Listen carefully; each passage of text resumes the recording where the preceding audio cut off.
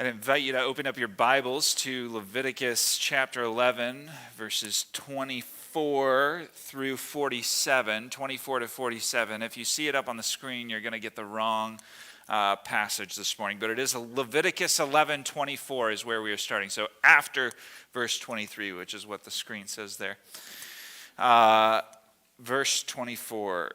So it's interesting, last time. So we are in this series on Leviticus, and the last time that I preached this, I stood up here and I talked about rabbits and eating rabbits, and I said, if you know why God said don't eat rabbits, please tell me, because I don't understand. And also, I've had rabbit before, and it's pretty good. Yeah, right. So yeah, I said that, and we went through that. And so right after the sermon, Steve Kriskovich comes up to me, and he's a hunter, and he says, "Well, you're not supposed to eat rabbits that have been hunted and killed before the first freeze of the year, because if you eat rabbits that they can carry tularemia, or it's called rabbit fever, right? So when the first freeze comes, it kills off all of the rabbits that might have rabbit fever. But if you eat the meat that has rabbit fever in it, you spread disease and that kind of thing. So that's pretty cool. I didn't realize that.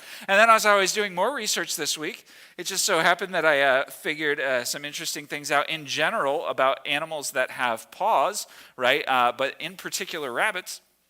So most pawed animals practice something called coprophagy.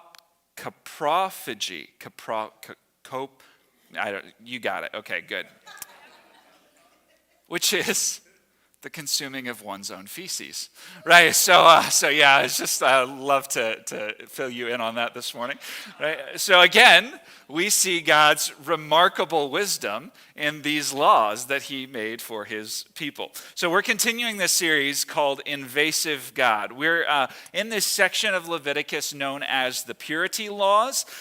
They teach the Israelites, hey, this is how we're going to go about the basics of our lives. Like every detail, in fact, of our lives is going to be governed by these laws. And it's interesting. Like normally we think of religion, of relationship with God as kind of being in this small category of things we do when we worship, right? Things that and so God instructed them on the sacrifices. This is what you do when you approach me. But it's interesting. God's law goes so far beyond what we would consider quote unquote religious, right? He gets into the very details of our lives. He is in fact concerned with these people that he calls his people. He is concerned with every single part of their lives. And that's why we've called this series Invasive God. And we kind of set this up with Leviticus 10 through 11. The passage that kind of frames all of these purity laws is this in verse 10, you are to distinguish between the holy and the common, between the unclean and the clean, and you are to teach the people of Israel all the statutes that the Lord has spoken to them by Moses. So God comes and he says, hey, listen, this my holiness, this relationship with me, it is an all of life kind of thing. It's all encompassing, right? Yes, I love you. Yes, I saved you out of the land of Egypt. Yes, I call you my treasured possession, but I saved you for relationship with me.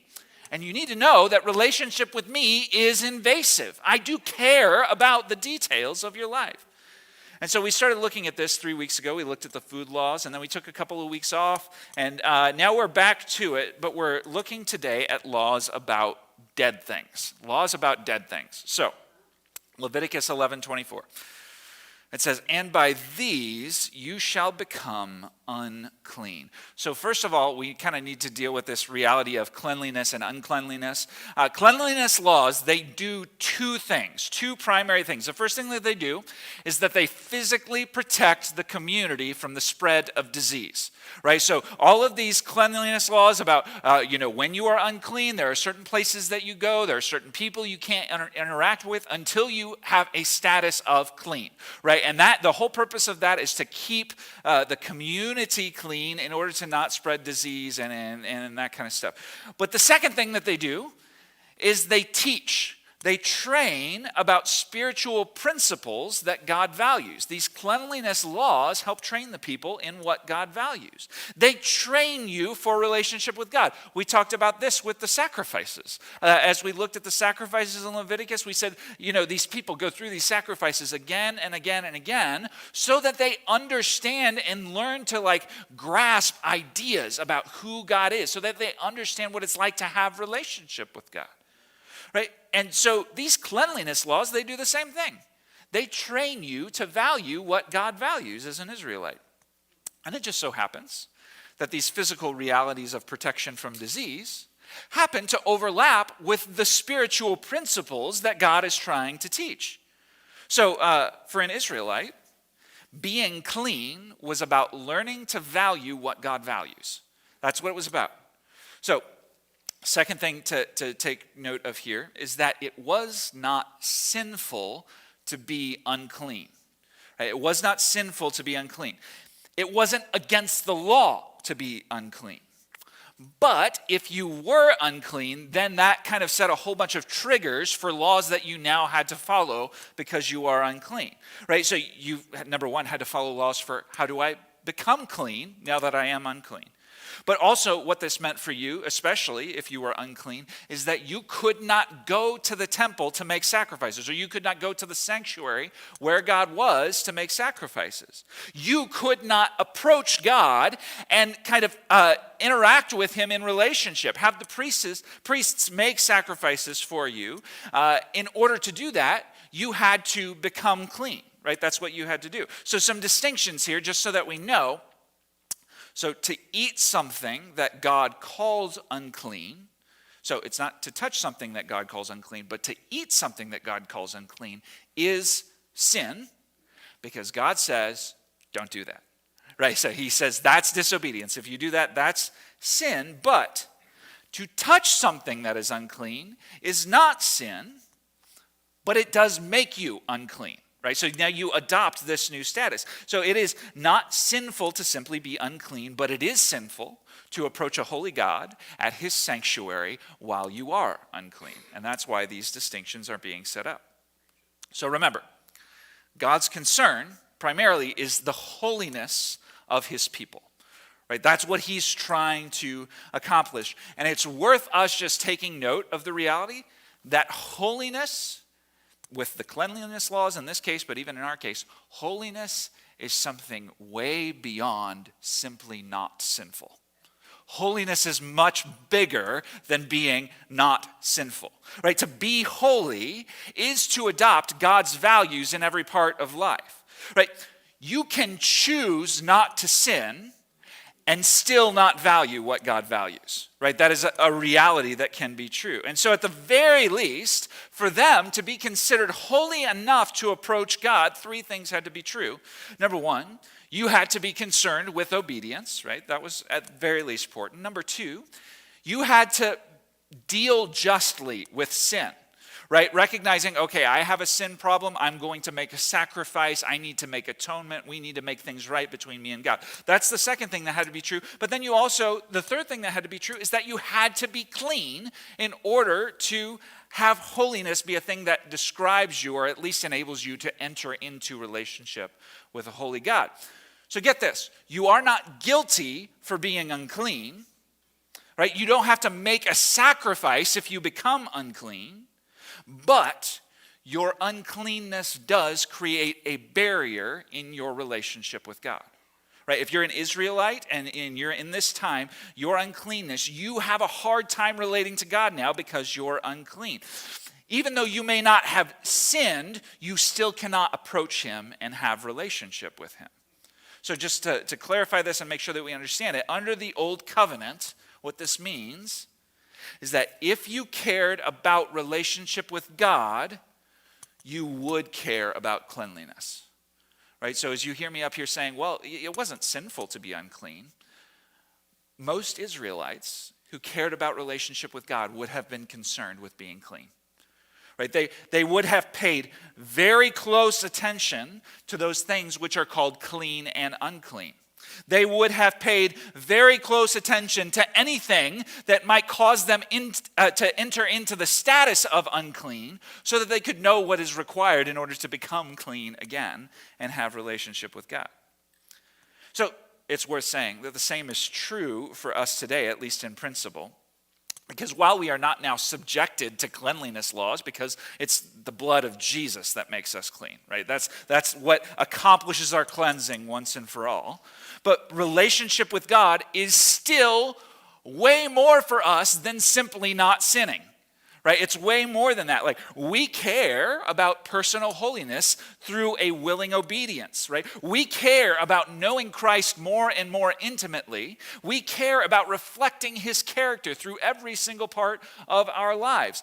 And if you have trusted in Jesus, the greatest way to amplify your relationship with God is not to go around and say, okay, I'm going to try to get more information about God, and I'm going to grow in my knowledge and see if I can puff myself up with more and more. It's actually to say, no, I'm going to increase in personal holiness through willing obedience, and I'm going to seek to know Christ more intimately, and I'm going to seek to reflect his character in every part of my life. If you want to amplify your relationship with God, it was true for the Israelites. They're going to go through the cleanliness procedures. For us, it's true that we are going to amplify our relationship with God through seeking personal holiness, intimacy with Christ.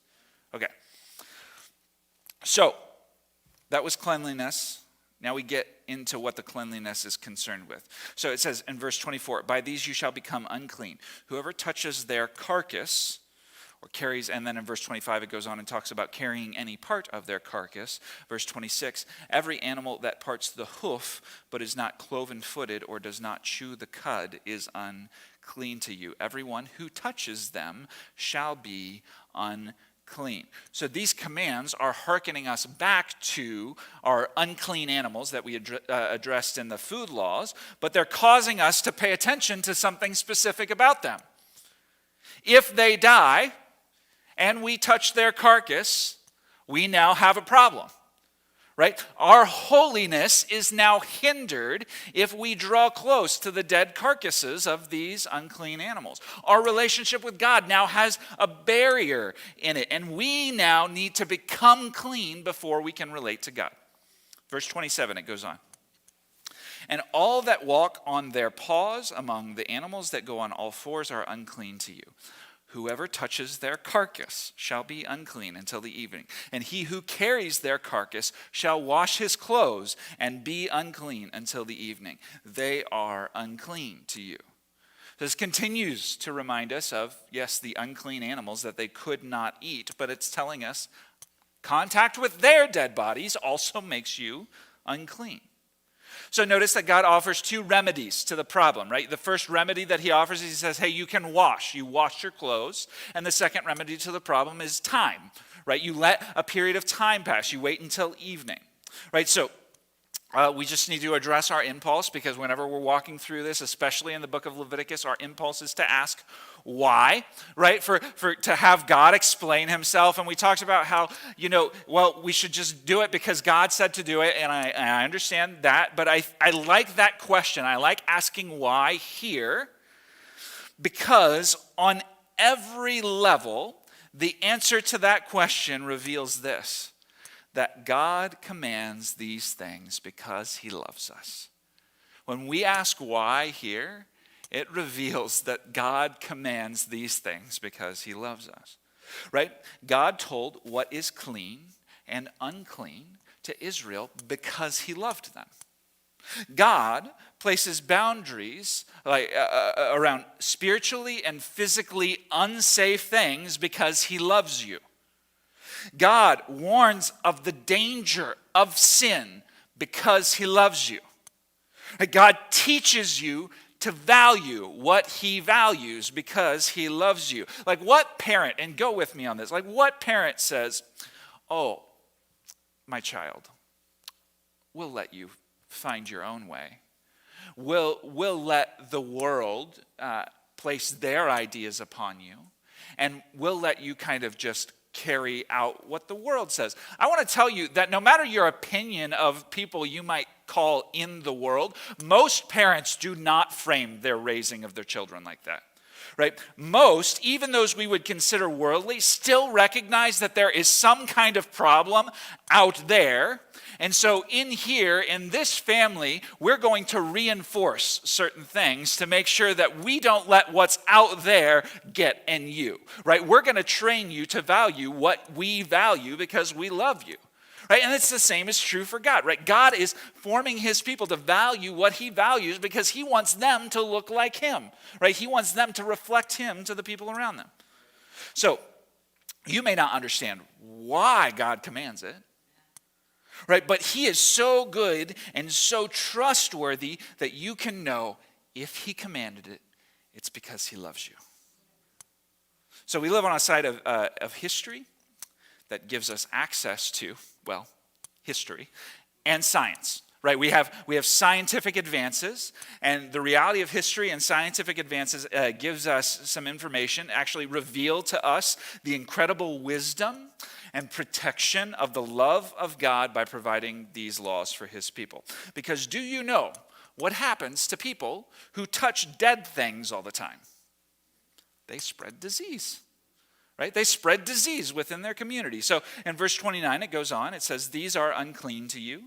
Among the swarming things that swarm on the ground, the mole rat, the mouse, the great lizard of any kind, the gecko, the monitor lizard, the sand lizard. I think lizards are kind of out of bounds here. And the chameleon. Whoever touches them when they are dead shall be unclean until the evening. Did you know that the bubonic plague, the Black Plague, could have been avoided if these laws had been followed? Right. In the 14th century, the bubonic plague was transmitted primarily through fleas that infested black rats. And the typical transmission cycle involved the fleas biting infected rats and then biting humans. So the fleas bit the rats and then they bit the humans and they introduced the bacteria into the human bloodstream. But then it could also spread through respiratory droplets when an infected person, when they coughed or they sneezed. And so between ignoring biblical knowledge on rats and hygiene and quarantine and body burial and basic sanitation, this caused the needless death of millions of people. How many millions? Well, I mean, the estimates say anywhere from 75 million to 200 million people died of the Black Plague. God gives commands to us because he loves us. Right? He gave commands to Israel because he loves them. I mean, that is the very practical protection that these laws provided. But remember, I said earlier that there is a spiritual principle that God is reinforcing.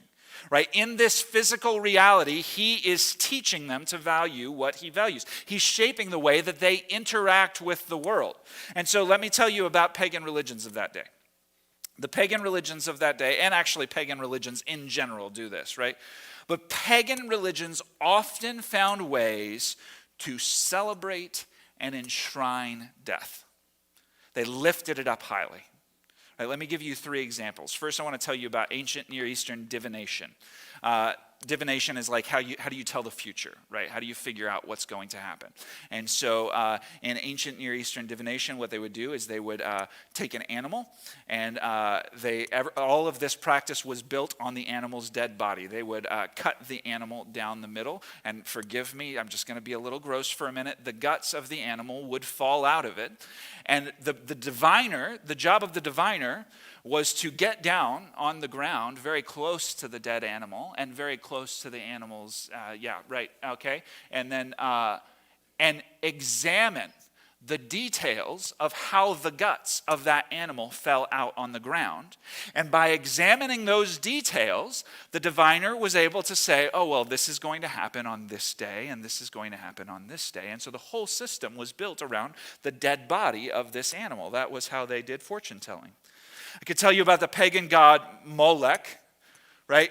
Who, the way people worshipped him was by literally bringing their children to, he was a brass idol that had fire in his stomach, was lit on fire so that the brass would become hot, and children were placed on the hands of the god so that they would burn alive there on the altar to Molech. That was how people worshipped the god Molech. I could tell you about ancient war parties, and the Assyrians are the best example of this for us, who were famous for creating the most gruesome displays of death that anybody in all of the land had ever witnessed. Like, and torture and lifting people up. I mean, they would just lift up every place that they went, dead bodies posted in all sorts of different ways on all sorts of different stands and sticks. Like, this is what they did to display their power to the people around it. But not only their power, the power of their godlike kings. So I promise that in more ways than just these, death was held up as a fascination and a fetish for pagan religion, including seeking information from the dead, seeking power from dead things. And it's worth saying that some of that, actually much of that, is still left over today. Right? Like, it's no accident that the horror genre is built around death and dead things.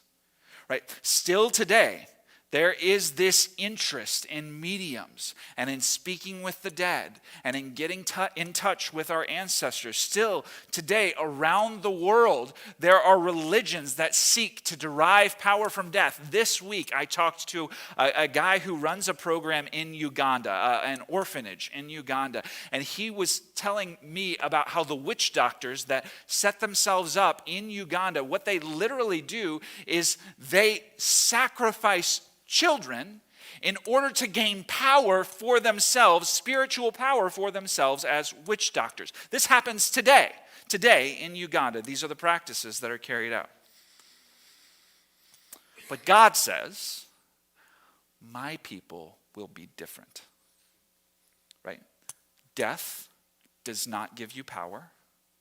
Death is a problem. Right? Death is not good. Death is corruption. Right? You will not celebrate death. You are going to separate from death. When you go near death, you need to get clean before you come back to me.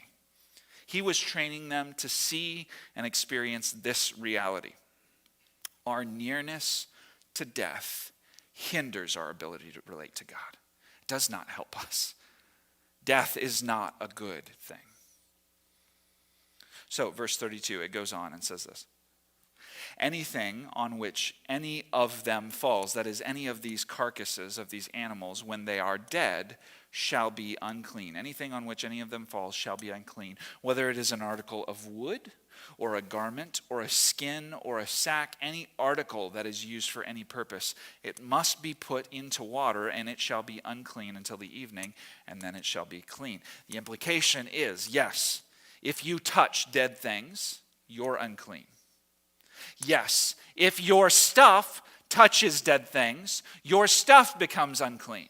And yes, if you touch your stuff after it touches dead things, then you become unclean. How far does this go? Verse 33. And if any of them falls into any earthenware vessel, all that is in it shall be unclean, and you shall break it. Verse 34, any food in it that could be eaten, on which water comes, shall be unclean, and all drink that could be drunk from every such vessel shall be unclean. It's worth saying there's no 5-second rule here, right? Okay.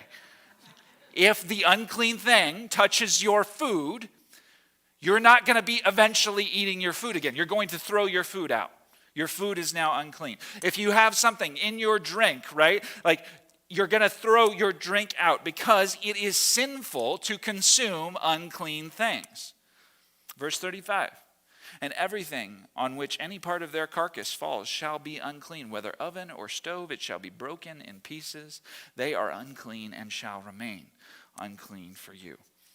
So recognize with me for a moment what all of this would mean for a household.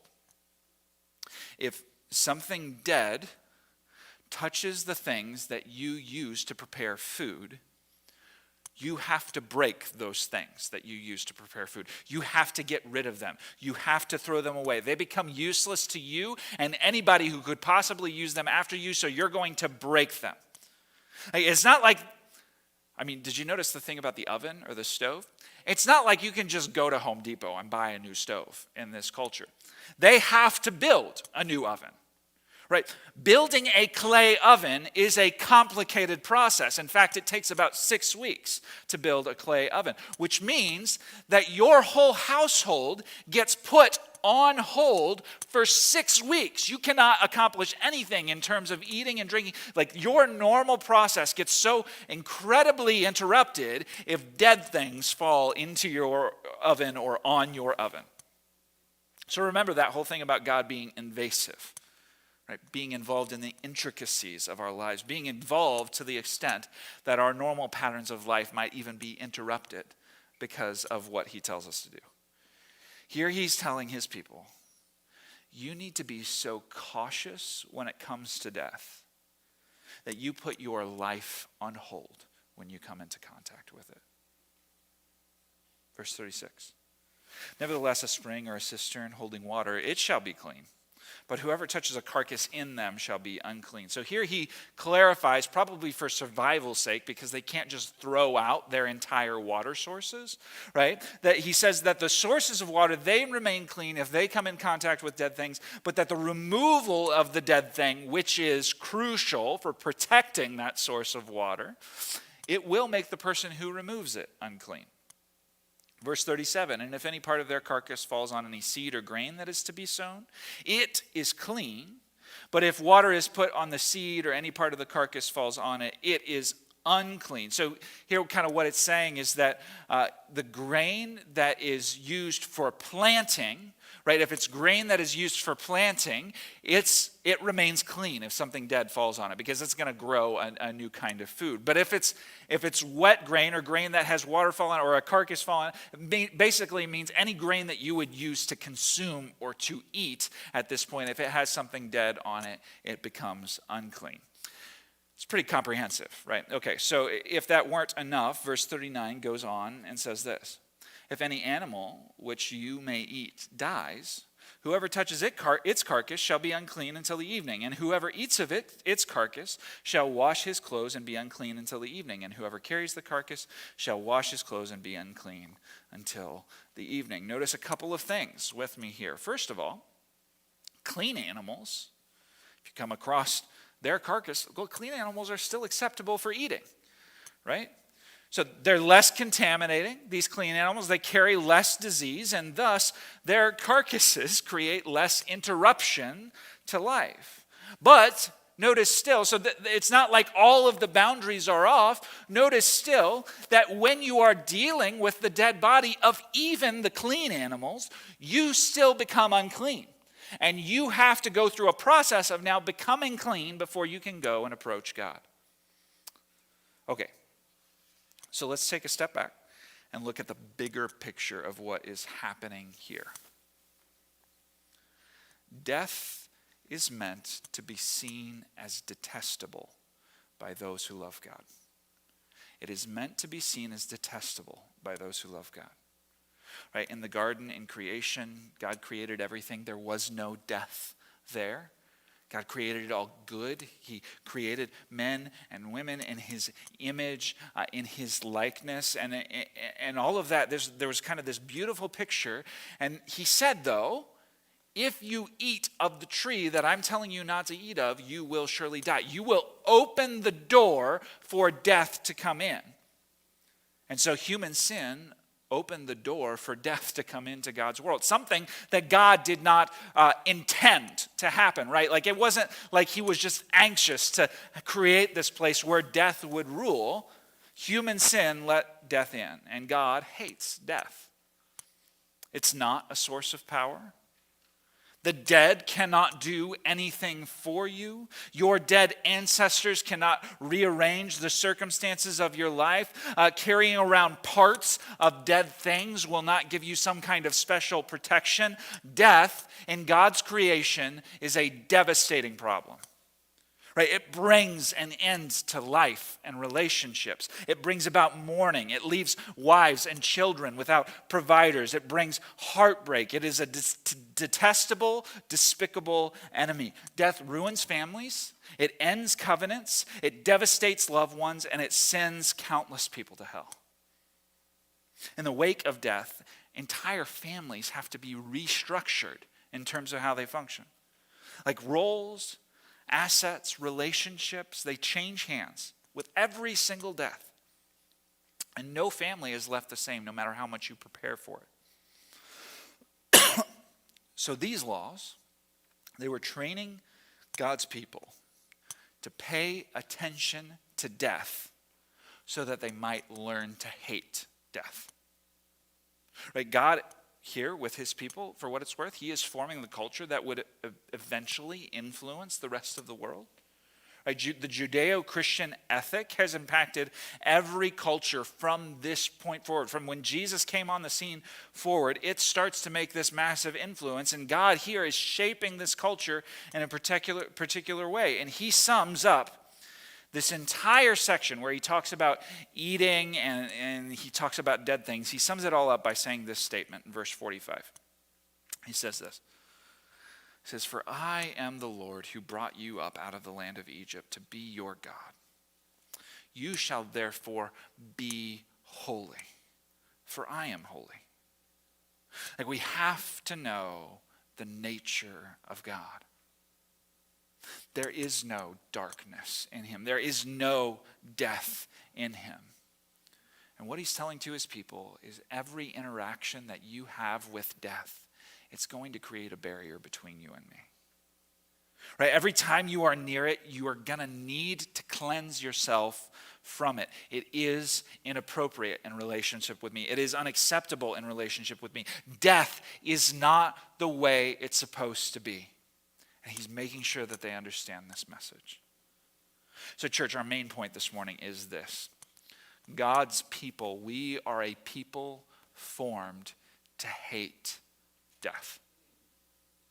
We are formed to hate death. So what? So what? Number one.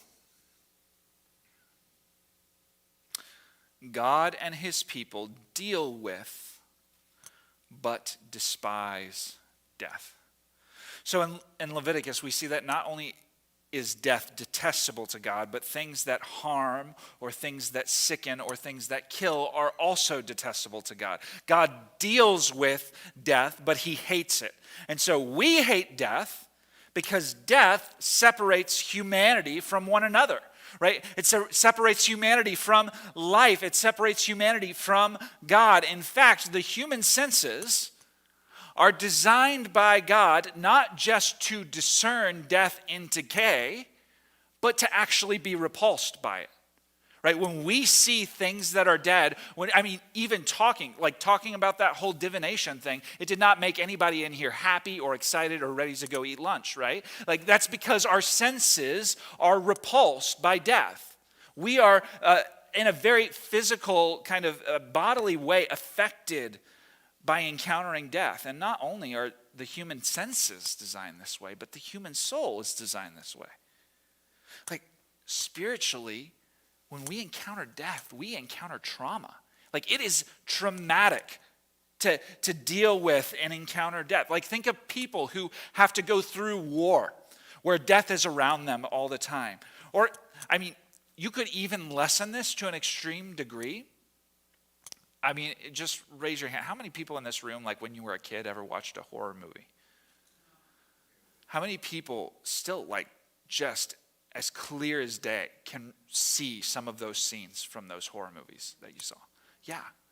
The scenes are shocking to us. They really kind of reshape us and cause our minds to go back to those scenes again and again and again. Like watching someone die, just encountering the situation where you watch someone pass into death.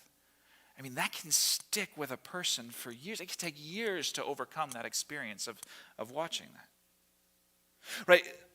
like horror movies in general, they're all rooted in one fact, this idea that death is repulsive and disgusting and petrifying. Like suspense is scary because suspense is ultimately about something that might lead to death, right?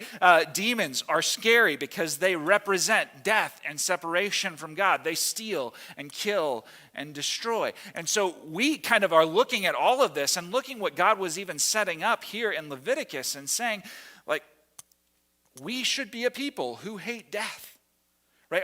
Our hatred, as Christians, our hatred for death has always been a hallmark of how we live, right? We don't glorify it. We point people instead to life, right? We lament death with those who are grieving. We say, actually, you're right. This is not the way it's supposed to be, right? We say together with them that death is inappropriate, that it is wrong, that it doesn't fit with our experience.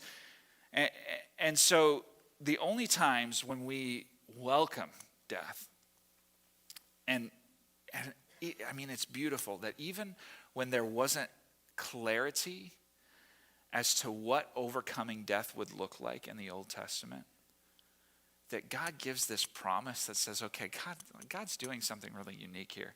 In Psalm 116, he says, precious in the eyes of God is the death of his saints. That is so, I mean, for a people who were trained to hate death, to separate it from it all the time, like what in the world is going on? How can God say that death is in some way precious for those who love him? But then I think of like when a believer who is in permanent and excruciating pain all the time is relieved by death and get to enter into the presence of Jesus, of the hope that was promised there in Psalm 116. When a true Christian dies expectedly in old age, we can look at that and we'd say, death is pointing us to life in those circumstances. But even then, death is not a good thing, right? What we are celebrating in those instances is the victory of the Lord over death. Right? So as followers of Jesus, we don't celebrate death unless we're celebrating the death of Jesus. Now, I don't want you to misunderstand me here. That doesn't mean that we fear death. In fact, quite the opposite. We, out of all people, ought to walk boldly into situations that most other people are not willing to walk into, right? Because we have the one solution that can actually deal with death appropriately. We know the one who has power over death and brings life from it. And so we have a boldness to walk into those who are grieving and, yes, sit with them in the moments and those hard circumstances, and point to the one who has power over death. But at the same time, we display our agreement with God that death is not how it's supposed to be. Okay, that was so what, number one. So what, number two? Jesus came to solve an unsolvable problem. Like before Jesus, the Jewish concept of an afterlife was very vague at best. Right? There was tons of disagreement within Judaism about what afterlife or lack thereof might look like. Entire camps of Jews thought that death was kind of just the end, right? That's all that there was. And then Jesus shows up on the scene in the middle of all of this disagreement. And we have these stories where Jesus, who is this rabbi, just walks into the rooms of dead people. Like walks straight in. There are these people who have died. Everybody in the house knows that they have died. And Jesus kind of boldly steps into those rooms, not afraid of what's going to happen. And what does he do? Well, he brings them to life. Right? Like with Lazarus, when Lazarus was in the tomb and the stone was rolled over the tomb and Jesus says, hey, move the stone away. And Mary's like, don't you know he's been dead for 4 days? Like, We're not going to expose ourselves to death in that way. We're not going to get that near to death. This is a real problem, Jesus. Why would you choose to open that door? And he says, well, do you have faith, Mary? He boldly walks into places that nobody else would be willing to walk into. Like he displayed a confident power over every single thing that the Israelites were told to avoid. Right? Like, think about uncleanness, those who are called unclean. He has no fear in drawing near to uncleanness. like into unclean things that are supposedly contaminate other things with their uncleanness. But Jesus was like so pure when he came that when he stepped into the situation, disease was healed, right? Uncleanness was purified, and death fled away from him. Right? Then he walked willingly towards the cross.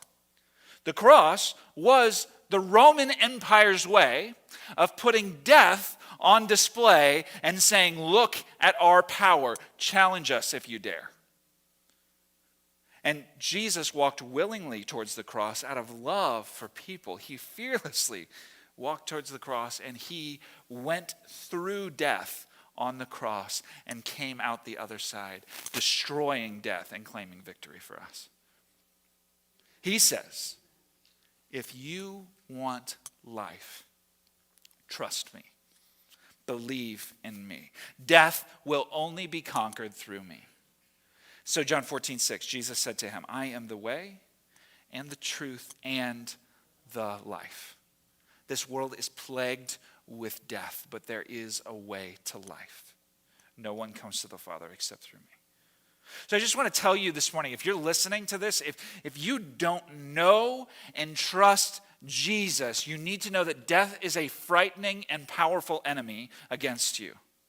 And that is an enemy that ultimately leads to hell. But if you trust Jesus, death's power over you is undone. So just invite you to hear the words of this hymn. Through death into life everlasting, he passed, and we follow him there. O'er us sin no more has dominion, for more than conquerors we are. Turn your eyes upon Jesus. Look full in his wonderful face, and the things of earth will grow strangely dim in the light of his glory and grace. If you have not surrendered to Jesus Christ, I would implore you today to trust him and let him claim your victory over death. Church, would you pray with me, please? God, we thank you for the way that you have revealed in your word even this kind of dissociation with death. That we are not a people who are to draw near to it. That even as you are forming and shaping Israel, that kind of innate in how they interacted with the world was to be put off by death, to be put off from drawing near to dead things. Lord, and because of that, you clarified the problem that is presented by death. So that when we saw Jesus come and approach and walk into situations where people are dead and dying and bring life in himself for our sakes, walk through death and conquer it. That we might see him and understand the significance of exactly what he is accomplishing for our sakes. So I pray that you would lift up in the hearts of all of us this morning just the glory of Jesus, the wonder of what he has done for us. We have victory over death. There was nothing that we could do about death. It is a powerful enemy, but Jesus is more powerful. So we thank you this morning, and we ask that you would just be lifted up in our hearts as we continue in worship. Pray this in Jesus' name. Amen.